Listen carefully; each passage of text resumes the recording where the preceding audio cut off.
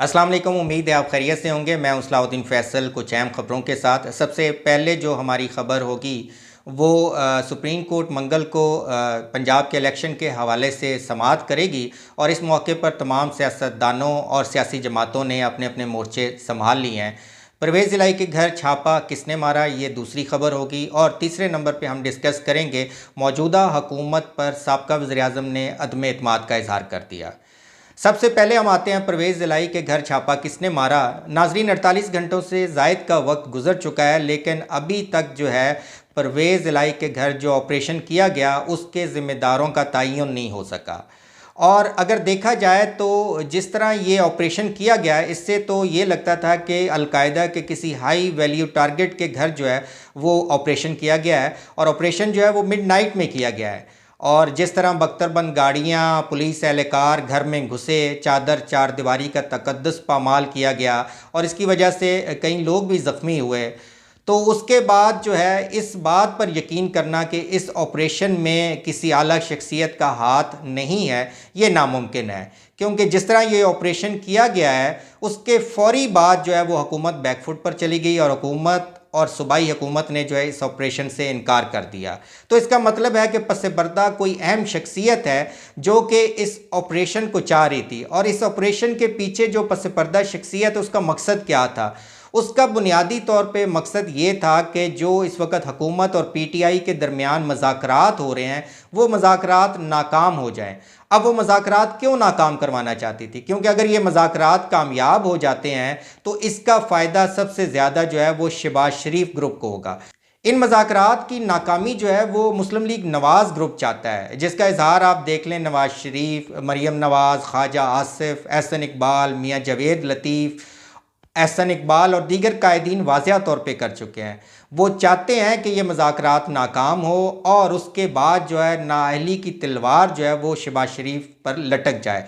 इस नाअहली की तलवार के बाद जो है मरीम नवाज़ के चचा रास्ते से हट जाएंगे और मरीम नवाज़ के लिए जो है वज़ीर-ए-आज़म की कुर्सी पर जो रुकावट है वो भी ख़त्म हो जाएगी। अगर मज़ाकरात कामयाब हो जाते हैं तो उसमें नवाज शरीफ की वापसी का जो डिस्कशन है या केस है वो दब जाएगा। शहबाज शरीफ जो है वो नाअहली से बच जाएंगे और अदालत जो है उस पर कोई एक्शन नहीं लेंगी। इसलिए अब जो मज़ाकरात हो रहे हैं उसकी जो कामयाबी है वो मुस्लिम लीग शहबाज ग्रुप चाहता है, जबकि मुस्लिम लीग नवाज़ ग्रुप जो है वो मज़ाकरात की नाकामी चाहता है। नाजरीन, ये जिस तेज़ी के साथ ऑपरेशन हुआ था, अभी तक इस ऑपरेशन के असल किरदार का तयन नहीं हो पा रहा, और इसकी वजह यह है कि कोई भी इस ऑपरेशन को जो है वो मान नहीं रहा कि ये ऑपरेशन किसने किया है। हुकूमत ने जो है वो चौधरी शुजात से इस ऑपरेशन पर माजरत कर ली, यानी कि जो चौधरीयों की इज़्ज़त और चादर चार दीवारी का तकद्दुस पामाल किया गया उसको अब माजरत से धोया गया है, और इसके साथ जो है वो ऑपरेशन के हवाले से कमेटी भी बना दी गई है।